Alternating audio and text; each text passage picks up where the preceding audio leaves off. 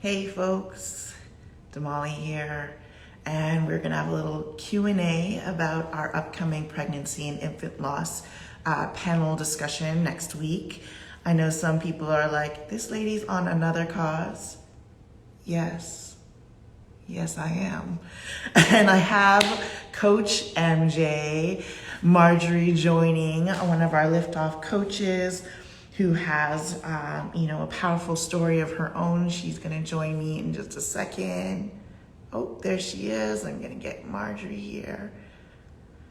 Yeah, we're going to just chat 10 to 15 minutes just to answer some questions we've gotten about the panel, and hopefully win some more hearts towards joining us in sharing this important education to more coaches in the community, to more people who are supporting people who have gone through these losses, postpartum people. So, hey, Coach MJ, how are you? I'm good. How are you?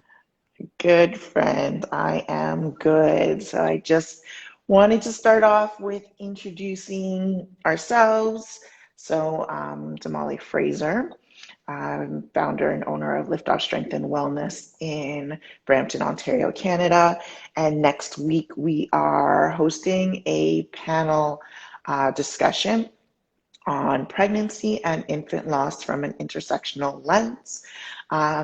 So I just want to preface that as we go into the Q&A that, this is a topic that may be triggering for folks, but we really want to open up the topic to break down stigmas, but realize that you have to be ready to have that conversation and to open up to some of these conversations. Why don't you just quickly introduce yourself, lady? Thank you. Marjorie Francis. I go by MJ, as Damali mentioned, and I started training with Damali several years back at this point. It feels like ages.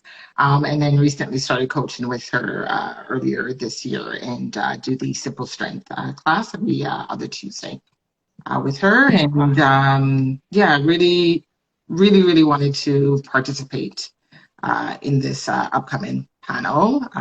This particular topic is near and dear to my heart, just based on my own experiences, which is why I wanted to participate and then was willing to be here with you on this live. Awesome. Thank you so much. And I just appreciate you sharing this space with me always. I'm so grateful and appreciate you. And, for everyone else out there to understand, the strength required in order to be in these spaces and be vulnerable in these conversations. I just thought I'd just start off quickly by covering some quick questions that we've gotten. So the panel discussion itself, yes, it's a delicate topic and includes a lot of trauma for folks. This is not going to be an open video or audio. Everyone would be on mute, and all the participants in the audience would be on mute and no video. So you would be observing the panelists themselves, the moderator, and our ASL interpreter. You can submit questions through the Q&A, and which the moderators will field those questions and with the panelists.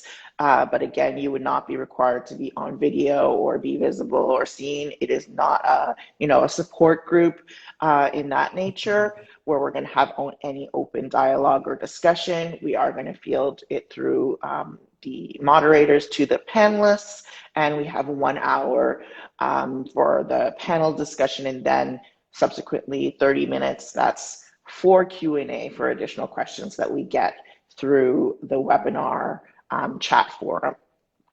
What I would say is that, this panel is for anyone who would like to learn more, who really sees that they have a gap in understanding the impact of pregnancy and infant loss. Maybe you're a certified prenatal or postnatal coach and you've focused on moms and mom and baby and haven't really looked at what the mother's body is and want to learn a little bit more. And then we're also digging into this perspective from being Black women, for fat folks, for trans folks, all birthing people and their experience when it comes to pregnancy and infant loss. This panel is important to us from our team, from personal experiences, but also, as I said, I'm on another cause because I am dedicated to strengthening my community, the well-being of my community. And I don't believe that if I just isolate myself to focusing on how to lift the weight, that I'm truly connecting to their body and what they have experienced. So if I don't make considerations for that experience, I don't think I'm fully committing to my mission, which is to enable the well-being of my community. I also took the time to do pre and postnatal certification in terms of fitness. And I think there's a lot that can be said about postpartum recovery and the disparities that we see in maternal health. You know, we need to improve those outcomes, and it's through education and creating awareness. So for me, I'm looking forward to learning so much more from the expertise and the experiences, personal experiences of our panelists. So, you know, I think that also just kind of tells you why I think it's important to have these discussions. I would just add to that, that as Black women in this community, oftentimes these things are taboo, or they're not open for discussion, or there's embarrassment, there's shame.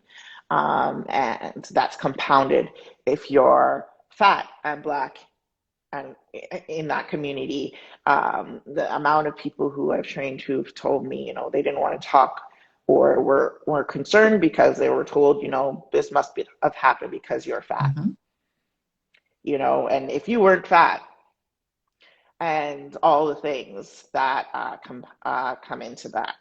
So, MJ, you know, I think hearing from you recently, you know, you did share a post and you have shared a bit about your story. So I just wanted to ask you, like, why did you feel it was important to share your story Me, publicly? it's tying back to what you just shared. It's the stigma around the topic and the fact that it's still so hush hush in our community. And I know even with me, with my losses, you know, in the beginning there was a lot of conversation more along the lines of, oh, don't worry, all in its time, try again, just keep going. And as I experienced more loss, those conversations shifted. And then it was just, let's not talk about it. You know, just in fact, just the other Mm-hmm. day I was chatting with my brother, and he, you know, shared with me clearly that he never thought it was a topic that he could have approached. He never thought it was something that I would ever want to talk about. So when I shared my post the other day, he now felt like he could speak to me about it. So I feel like in myself opening up, there is hopes that others will then say, okay, let's create that space. First, all talk about it, give that safe space for those who aren't ready to see that there is light at the end of the tunnel. And when they are ready, there's a space for them to come back to.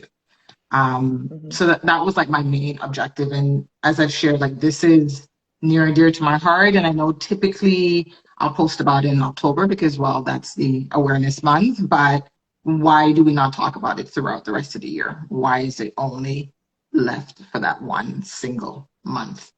Especially when it's such a big topic and affects so many people, right? You've shared that it's not necessarily just the 1 in 4 women, it's 1 in 4 pregnancies.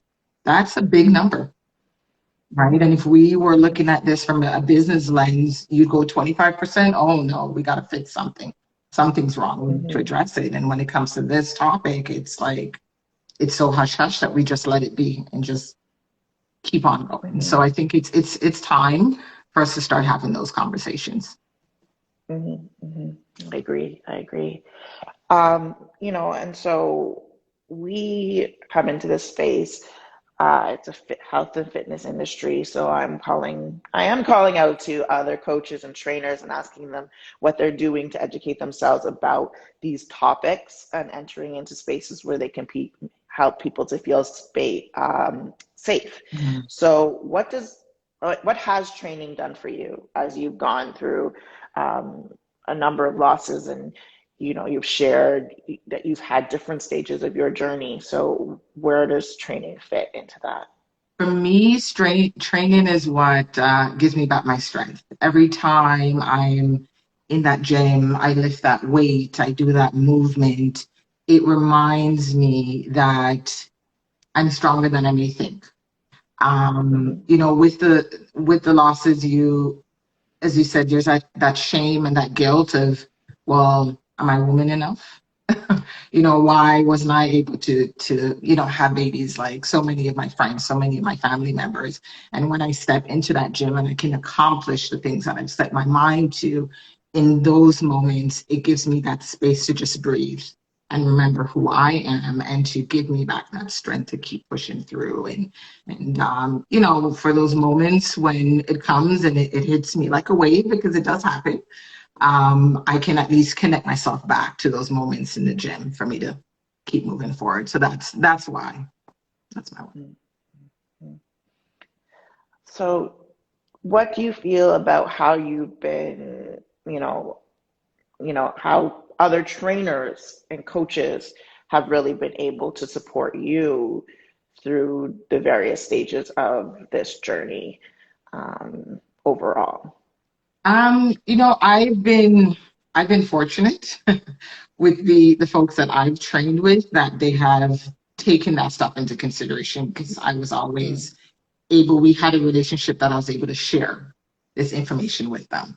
But I don't think many do. And I know that I've gone to, other gyms just to kind of try them out or I visited with a friend and I'm not comfortable. I don't know them. So I want to share that stuff. And I know I would be asked to do certain things where I'm like, no, I know my body's not going to do that. Just because of the mhm, trauma that I know it's experienced. And it's hard. mhm, How do you then say to them, I can't do what everyone else is doing because of when you're not in the space to share it with that person. So I think the mhm, more people can get into knowing more about this topic and considering these things as they train everyone, it will make it mhm, easier for everyone. But again, I've been fortunate with my main trainers that I had that comfort space. mhm. I mean, I think yeah, I don't know if that's really the experience that most people get, Mhm.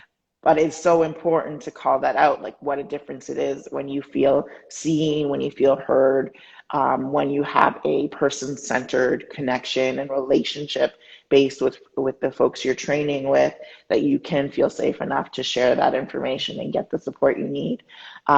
Do you think that there's enough information out there on postpartum recovery when it comes to supporting folks who have experienced a pregnancy loss and infant loss?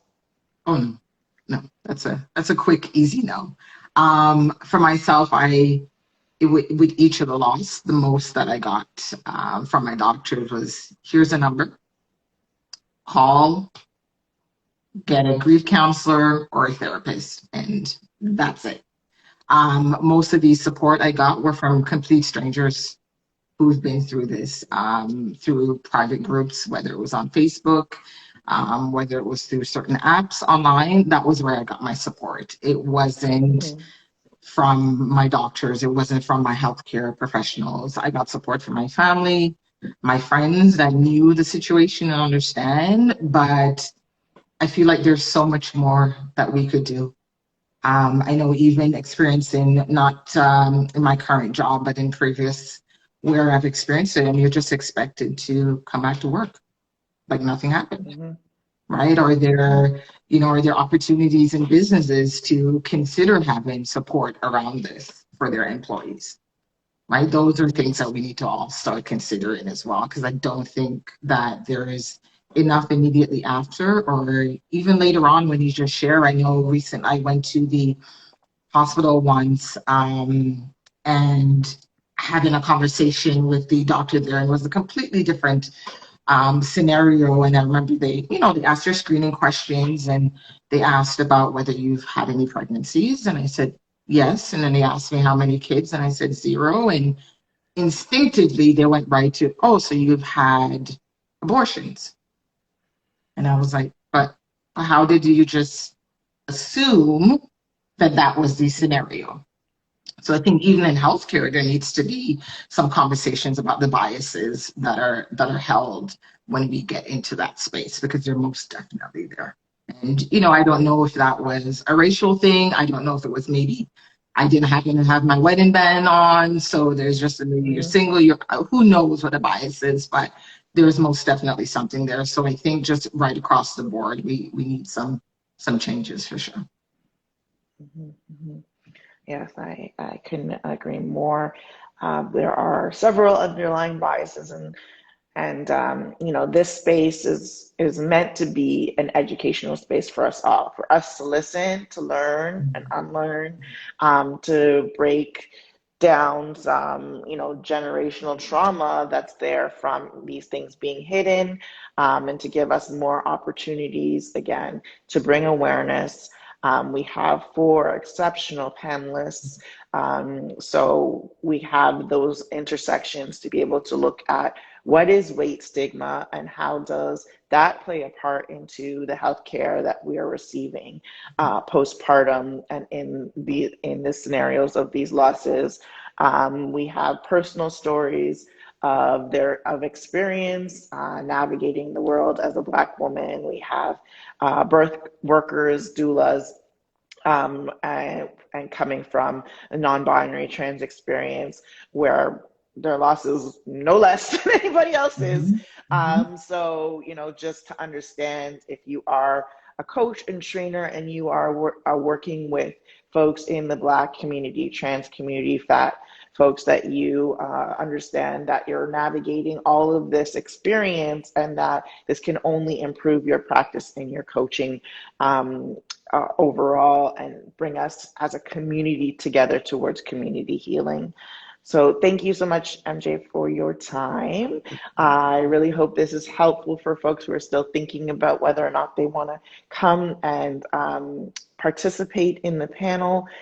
We are taking questions if you want to submit your questions in advance, but this is a unique opportunity to come and get some additional perspective, specifically from this intersectional lens, and share with the communities that you are serving.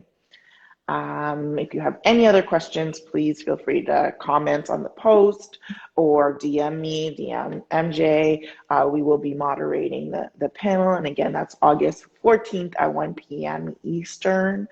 Total time is 90 minutes, but 60 minutes with the panelist discussion and 30 minutes of opportunity for Q&A from all of the different areas of expertise. Awesome. Thank you, Jamal. I'm really looking forward to it. Not to also unlearn and learn myself. So yeah, definitely looking forward to the conversation. Okay. Have a great day. Thank you. You too. Okay. Bye.